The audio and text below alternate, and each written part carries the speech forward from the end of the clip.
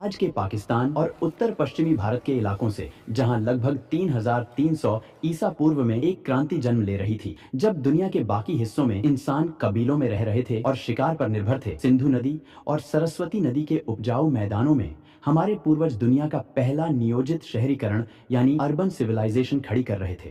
यह सभ्यता 10 लाख वर्ग किलोमीटर से भी ज्यादा इलाके में फैली थी, जो उस समय के मिस्र और मेसोपोटामिया की सभ्यताओं को अगर मिला दिया जाए तो उससे भी बड़ी थी। हड़प्पा और मोहनजोदड़ो जैसे शहर इस सभ्यता के मुकुट थे, लेकिन इन शहरों को खास बनाती थी उनकी प्लानिंग। अगर आप ड्रोन लेकर उस समय ऊपर उड़ते तो आपको नीचे एक विशाल शतरंज की बिसात बिछी हुई दिखाई देती। इसे ग्रिड सिस्टम कहा जाता है। सड़कें टेढ़ी मेढ़ी नहीं थी, बल्कि एक दूसरे को 90 डिग्री के समकोण पर काटती थी। मुख्य सड़कें उत्तर से दक्षिण की ओर जाती थीं, ताकि हवाएं जब चलें तो पूरा शहर अपने आप साफ हो जाए। ये इंजीनियरिंग का वह स्तर था जो आज भी दुनिया भर के आर्किटेक्ट्स को हैरान कर देता है। हड़प्पा के इंजीनियरों को ईंटों का जादूगर कहा जा सकता है। उन्होंने निर्माण के लिए एक ऐसा स्टैंडर्ड तय किया था जो पूरे साम्राज्य में लागू होता था, चाहे आप उत्तर में हो या दक्षिण में।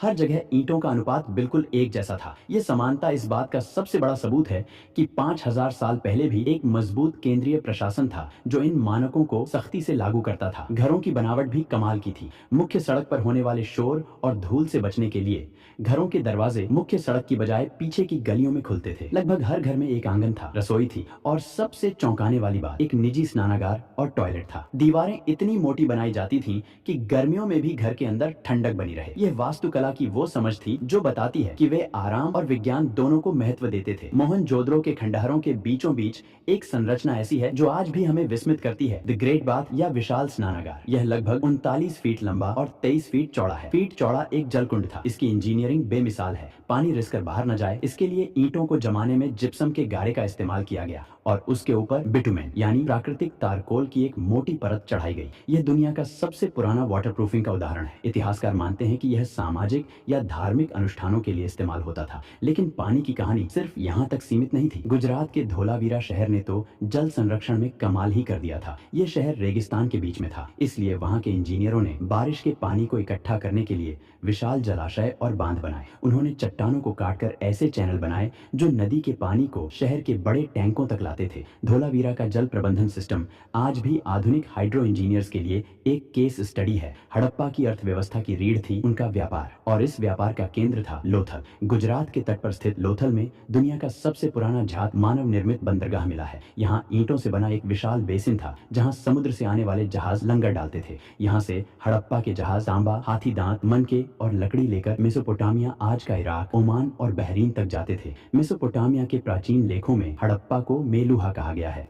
सुदूर देशों में मिली हड़प्पा की मोहरें इस बात का सबूत हैं कि उनका व्यापारिक नेटवर्क कितना विशाल था। वे वजन तौलने के लिए पत्थर के बांटों का इस्तेमाल करते थे, लेकिन इस सभ्यता का सबसे बड़ा रहस्य आज भी हमें चुनौती दे रहा है, उनकी लिपि। हड़प्पा के लोगों ने हजारों मोहरों पर, बर्तनों पर और तांबे की प्लेटों पर कुछ लिखा है। लगभग 400 से ज्यादा अलग अलग अक्षर मिले हैं। धोलावीरा में एक बड़ा साइन बोर्ड मिला है जिस पर 10 बड़े अक्षर लिखे हैं। शायद यह दुनिया का पहला बिलबोर्ड था, लेकिन 100 साल की कोशिशों के बाद भी हम इसे पढ़ नहीं पाए हैं। हम नहीं जानते कि वे कौन सी भाषा बोलते थे। जिस दिन यह लिपि डिकोड हो जाएगी, उस दिन इतिहास दोबारा लिखा जाएगा। धर्म की बात करें तो वे प्रकृति पूजक थे। सबसे दिलचस्प है पशुपति सील, जिसमें एक व्यक्ति योग मुद्रा में बैठा है और जानवरों से घिरा है। कई विद्वान इसे भगवान शिव का प्रारंभिक रूप मानते हैं। स्वास्तिक का चिन्ह, पीपल की पूजा और मांग में सिंदूर, ये सब हमें विरासत में वहीं से मिले हैं। इतनी महान, इतनी विकसित सभ्यता जो लगभग 1000 सालों तक शान से खड़ी रही, आखिर उसका अंत कैसे हुआ? 1900 ईसा पूर्व के आसपास शहरों में गिरावट आने लगी, नालियां जाम होने लगी और व्यापार ठप पड़ गया। पहले माना जाता था कि आर्यों ने हमला किया, लेकिन अब विज्ञान ने इसे नकार दिया है। असली कातिल था जलवायु परिवर्तन। सैटेलाइट इमेजरी बताती है कि उस समय सरस्वती नदी, जिसके किनारे सैकड़ों बस्तियां थीं, वह सूखने लगी क्योंकि टेक्टोनिक हलचल ने उसके पानी को यमुना की तरफ मोड़ दिया। दूसरी तरफ सिंधु नदी ने अपना रास्ता बदल लिया, जिससे भयंकर बाढ़ आई। मानसून कमजोर पड़ गया और सूखा पड़ने लगा। जब पानी ही नहीं रहा तो शहर वीरान हो गए। लोग अपने शानदार घरों को छोड़कर पूर्व और दक्षिण की ओर गंगा के मैदानों की तरफ पलायन कर गए। वे मरे नहीं, वे बस बिखर गए। हड़प्पा सभ्यता खत्म हो गई, लेकिन वह मरी नहीं। आज भी जब हम हाथ जोड़कर नमस्ते करते हैं, जब हम योग करते हैं या जब हम अपने घरों में आंगन बनाते हैं, तो हम अनजाने में उसी 5000 साल पुरानी परंपरा को निभा रहे होते हैं। हड़प्पा के लोग हमारे भीतर जीवित हैं। उनका खून और उनका डीएनए आज भी भारत की रगों में दौड़ रहा है। यह खामोश खंडहर हमें याद दिलाते हैं कि हम उस विरासत के वारिस हैं जो तब भी विश्व गुरु थी, जब बाकी दुनिया अभी चलना सीख रही थी। ये